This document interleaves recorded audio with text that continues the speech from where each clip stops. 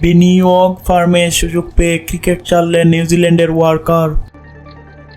নিউজিল্যান্ডের ঘরোয়া দল সেন্ট্রাল ডিস্ট্রিক্টের হয়ে ক্যারিয়ার শুরু করে অকল্যান্ডে শেষ করলেন।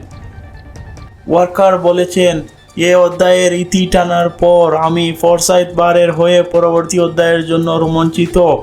তারা আমাকে দারুণ এক প্রস্তাব দিয়েছে। তাদের হয়ে নতুন এই ভূমিকায় ওই রকম দরদ ও নিবেদন দেখে মুগ্ধ হয়েছি। 2015 সালে হারারেতে জিম্বাবুয়ের বিপক্ষে টি-20 দিয়ে আন্তর্জাতিক ক্যারিয়ার শুরু করেন ওয়ার্কার। এরপর দক্ষিণ Africa, Ireland, Bangladesh, West Indies ও পাকিস্তানের বিপক্ষে খেলেন। 2018 সালের নভেম্বরে পাকিস্তানের বিপক্ষে সিরিজ থেকে বাদ পড়েন। সর্বশেষ 2022 সালে দলে ডাক পান, তবে খেলার সুযোগ হয়নি আর।